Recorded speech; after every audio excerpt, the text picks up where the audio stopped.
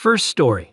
Deadbeat brother crashed my car, and my entitled parents lied to protect him.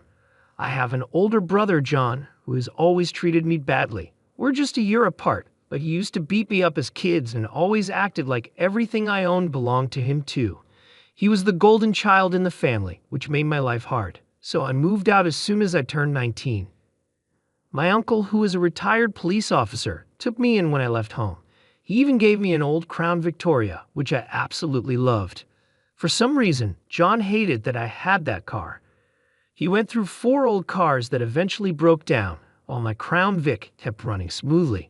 After his 4th car broke down when he crashed it into a pole, he asked to borrow my car. I had a bad feeling and told him no. He called me entitled and said he needed the car to get to work. I told him to take the bus because I knew how he drives, and there was no way I was letting him use my car. My parents called me after that, trying to convince me to lend him the car. I refused, no matter what they said, because I needed it for my own transportation.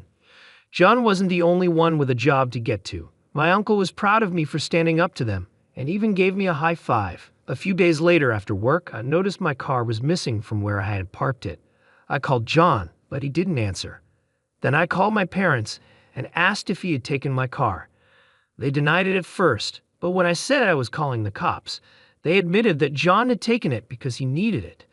I told him he better bring it back immediately, or I'd get the police involved. They called me a jerk, but they also called John and told him to return my car. He showed up in the parking lot 30 minutes later.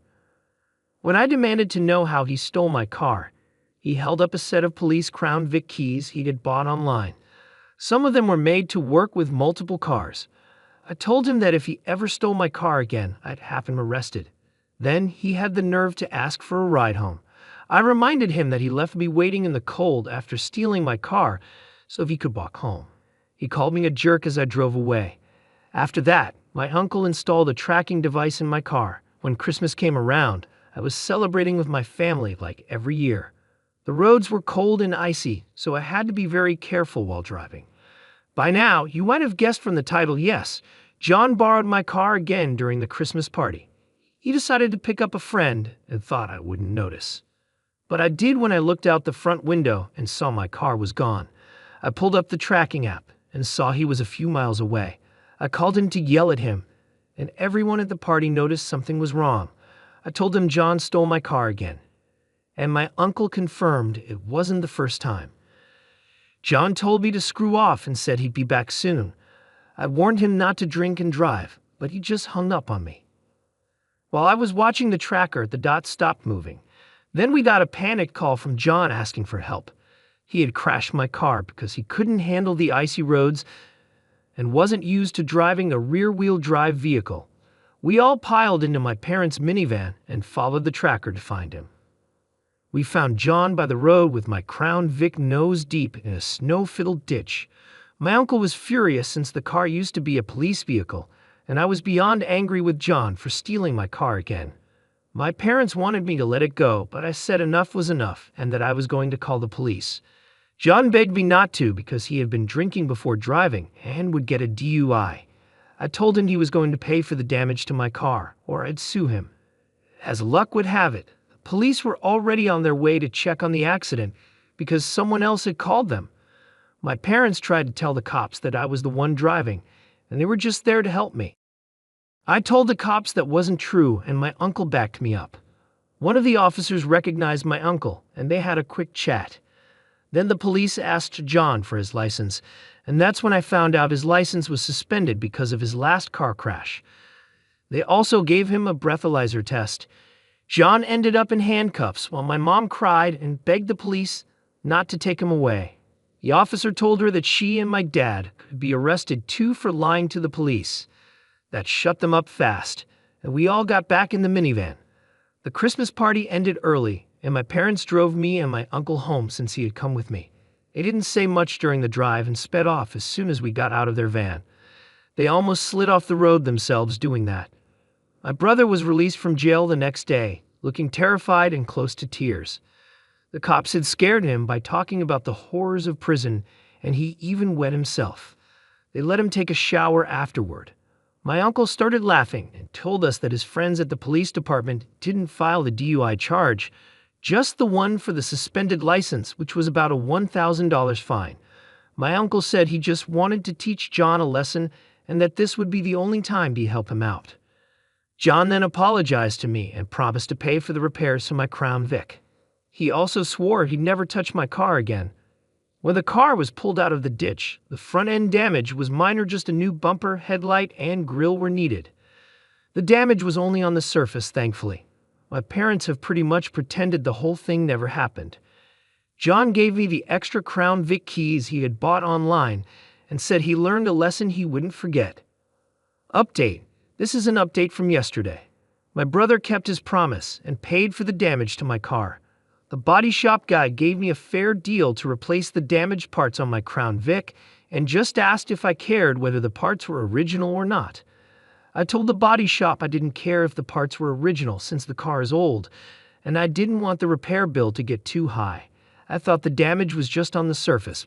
There was a bit more to fix. The shop said they needed to straighten out some minor damage, but it wasn't anything major. They could handle it easily. There was also a little damage to the fender panels, but they assured me it was easy to fix, especially since I didn't mind if everything wasn't perfect. The new parts would be painted to match the car, so that was good news. My brother paid the body shop in cash right away after getting the repair quote.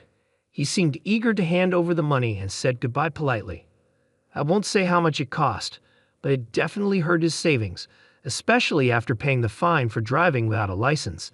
He was hoping to get a new car, but now he can't until his license suspension is over, which I think will be a while. My parents had given my brother a ride to the body shop, and after he left, they stayed behind to scold me for making him spend all his money fixing my car. I could tell they were about to say something about how I should have just let him use my car in the first place, and how this all could have been avoided if I had.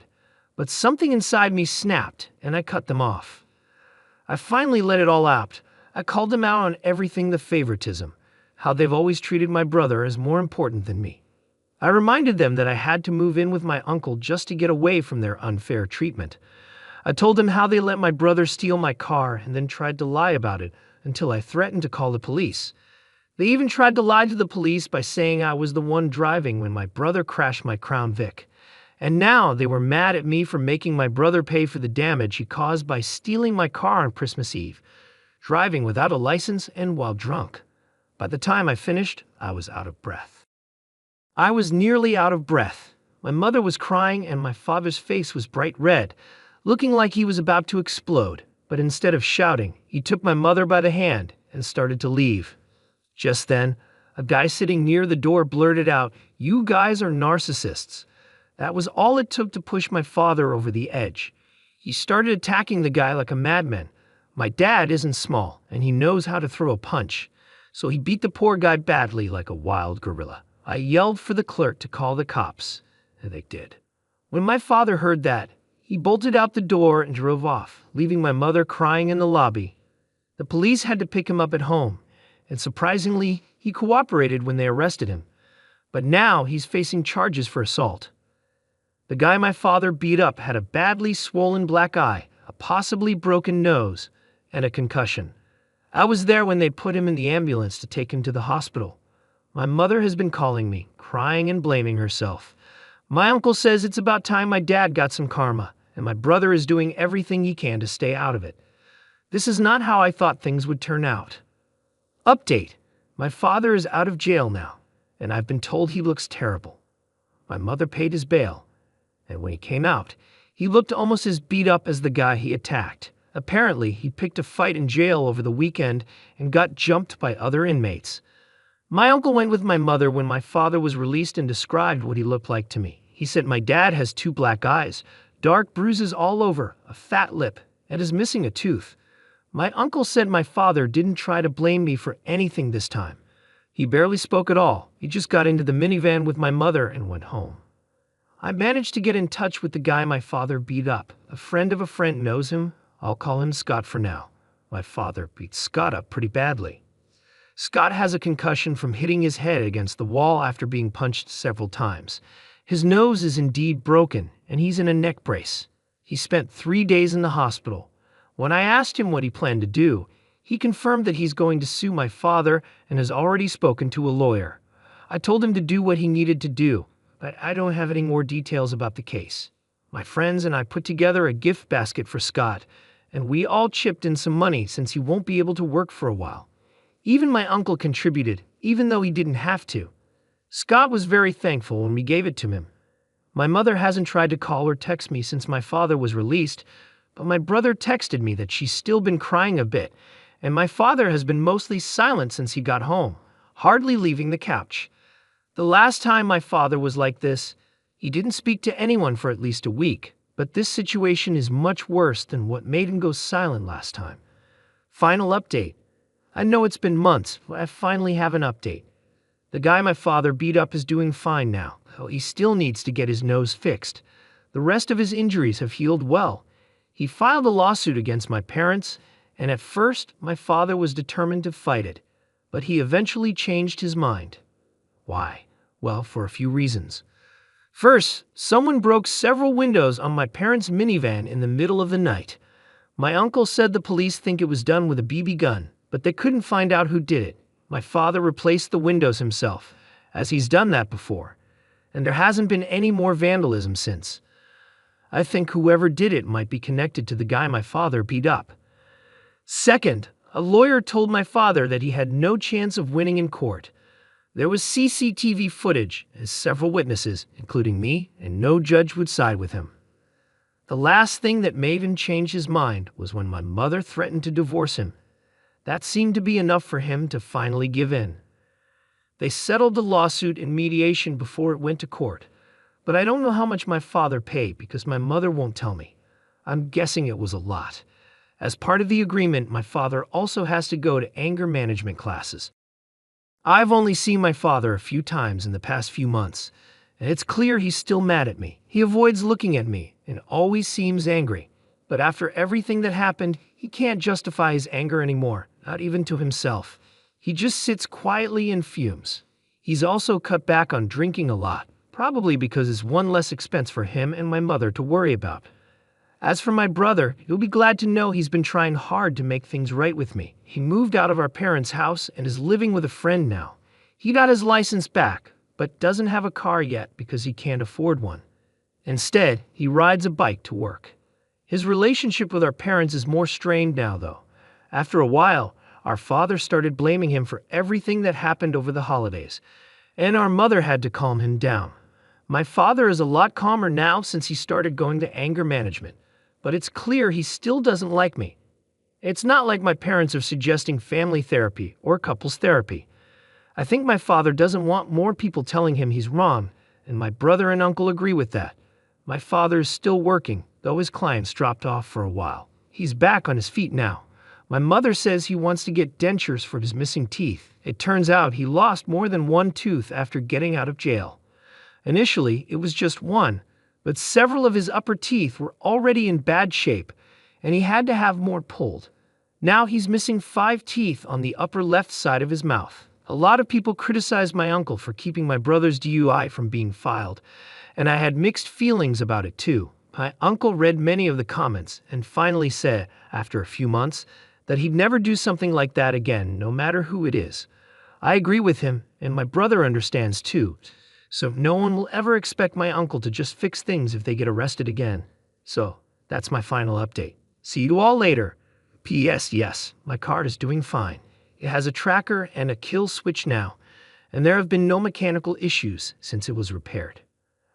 I think this story might be fake because everything seems too convenient, but I'll keep updating as the original poster shares more. Second story. My deadbeat husband left our toddler and baby on a busy road, and they almost died, so I packed my bags and left. Now he's begging for forgiveness. What should I do? Hey Reddit, I need to share what happened because I'm still shaking. I'm 27 and have been with my husband, who's 32, since 2024. We have a 5-year-old daughter and a newborn son, but tonight, something terrible almost happened. My husband has always had trouble focusing, but I never thought it would go this far. Our neighborhood is laid out strangely, with cars speeding by all the time. I was folding clothes when I suddenly heard our daughter scream, "Dad, help." That scream made me drop everything and run outside. What I saw made my heart stop. Our newborn stroller was rolling toward the busy street. I screamed and ran as fast as I could, barely stopping the stroller in time. My daughter had fallen and scratched her hands and knees while trying to chase after the stroller. I grabbed my baby, my heart racing, and looked around for my husband. He wasn't watching the kids, he was chatting with the neighbors, completely unaware. The anger I felt was like nothing I've ever experienced. I stormed up to him, shouting in disbelief. He looked shocked at first, and then realized what had almost happened. He started apologizing and crying, but it was too late. I couldn't understand how he could be so careless, so blind to our daughter's screams and the stroller rolling away. I packed up the kids and left. I'm staying with my parents now, and they're on my side. But my husband keeps texting and begging for forgiveness, saying it was just an honest mistake. But I can't get over the fear of almost losing my baby because he couldn't focus for even a second. My daughter got hurt because he wasn't paying attention. I almost lost my son because he wasn't paying attention. I can't stop crying. I wish this had never happened. I'm sorry this is short, but I just want to hold my babies. And I can't stop shaking every time I think about it. What if I had been just 1 second late? Would I have been planning a funeral? I left the house because I hated it. I didn't feel like it was safe for the kids with all the traffic, and I was right. It's my husband's workhouse. And I can't be running around either. I had a C-section less than 5 weeks ago. A lot of people are asking why I wasn't watching the kids myself. I was doing their laundry like any parent does while my husband took the kids for a walk to spend time with them. He caused this situation all by himself. This has never happened before, so how was I supposed to know? People are asking why I didn't get him checked out. I'm not his mother. He's 32 years old. I'm tired of people acting like I have to parent my husband while I'm also taking care of a newborn and a toddler and still healing from a C-section. I even tore my stitches when I ran to save my baby. I don't care if it was his ADHD. The court wouldn't care either. If he had killed my child, he would have gone to prison, no matter what. Relevant comments and additional information from the OP. A specific comment mentioned, okay, he was 99% wrong, and I'd be furious just like you. But I'm a little confused about the situation. Why was your baby left unattended in a stroller? How did the stroller end up in the road if you were at home? Is it normal for your baby to be out front in the stroller while your toddler plays outside? Maybe it was a freak accident. As a mom, I have to be honest, most of us have had near-death experiences with our kids. We could be naive and expect our little ones to have more awareness and survival skills than they do. When my son was 2, we had a terrible experience with an escalator, and I still have trouble sleeping because of it. Every parent has these moments, unless they're insanely lucky. I don't fully understand what happened, but it seems like he's really sorry and feels awful. Once you go through something like this, you never forget it. If he truly loves your kids, he's devastated and has learned a hard lesson. I'm not sure if your response was the best, but I understand why you did it in the heat of the moment. I think you two need to have a serious talk and maybe consider moving if possible. I wouldn't jump straight to divorce like Reddit often suggests. I believe there's a solution here, and I'm so sorry you're dealing with this. It's the worst feeling in the world. Ope's response. Hi there, let me clarify. I was sitting inside in the living room, and there's a big window behind the TV that was open a little so I could hear what was happening outside. That's when I heard my toddler scream for her dad to help. When I got outside, he was standing on the neighbor's driveway. I think he must have left the baby on the road because there's no way the stroller would have rolled off by itself. My toddler was playing with the neighbor's cat before she noticed her brother rolling away. When I confronted my husband about it, he just kept stuttering and couldn't explain what happened. I still don't know if he forgot to put the brakes on the stroller, if the wind pushed it, or something else. My neighbor contacted me and asked if I wanted the security footage because his wife is completely on my side. So I'll probably find out what happened once I get the video. Comment. I understand this is a horrible situation, but saying you don't care if it was his ADHD won't help and might make things worse. It's important to remember that with ADHD, sometimes people don't register things like this at all. People with ADHD often have shorter life expectancies because they may accidentally harm themselves. This isn't the same as being careless. Learning more about ADHD could help you both stay safer. Understanding how my ADHD works and using specific precautions has probably saved my life. You should tell your husband what you need from him, whether that's getting better control of his ADHD through medication or other methods, or setting clear rules like not taking the kids out front without you. It's strange that neither your husband nor the neighbor noticed the stroller you did from inside. Were the neighbors just watching the stroller roll toward the street? Was your husband somewhere where he couldn't see it? Were you already heading outside when this happened?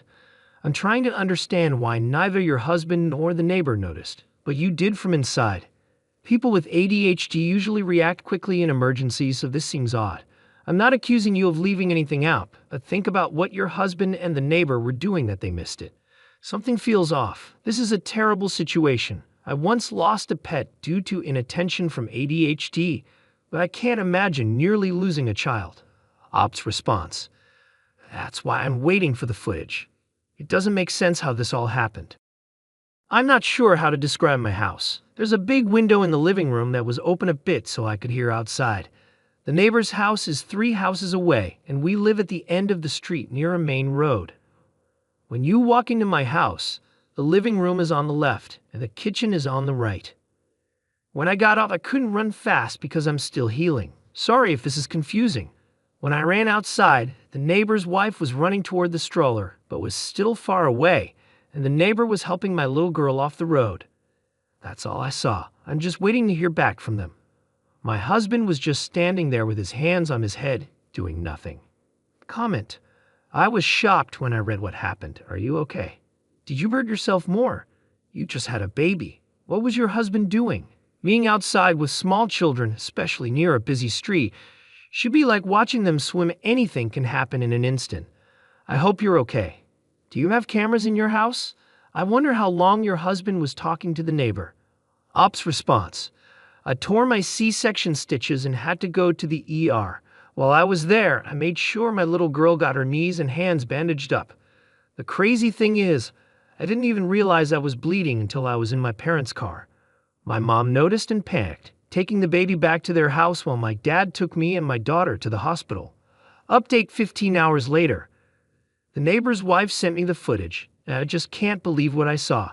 My husband was walking with the stroller, and our toddler was in front of them. When they passed the neighbor's house, the neighbor was outside washing his car, and our toddler saw his cat and stopped to pet it. My husband stopped too, but he left the baby on the road. He didn't even bother locking the stroller wheels and walked all the way up the driveway without looking back. He had his back to the stroller for about 10 minutes before it suddenly started moving. I think it was because the road is on a hill, or maybe it was the wind. My toddler never went near the stroller. The stroller rolled down the road, and that's when my toddler started screaming and running after it. When she saw the stroller, the neighbor started running after my daughter, but she tripped, and he tried to help her up. That's when the neighbor's wife drove into the frame, stopped her car, and ran back toward the stroller. After that, everything went out of frame, but you can hear all the noise. My husband just stood there the whole time with his hand on his head, staring blankly. He didn't even move when our toddler was crying after she hurt herself. He only started crying when I confronted him. I don't know what to do. I'm panicking because this isn't the life I wanted for my kids. I can't understand why he just stood there. I haven't gotten a text or call from him since I saw the video, just silence. I can't stop hearing my daughter's screams in my head. It's a sound no mother ever wants to hear. I can't explain it, but it felt like my blood ran cold, and all I felt was pure fear. I'd never want to watch that footage again. Thank you for watching the video. If you're interested in more stories like this, we have plenty more to share. Just subscribe to our channel, hit the like button, and share it with your friends.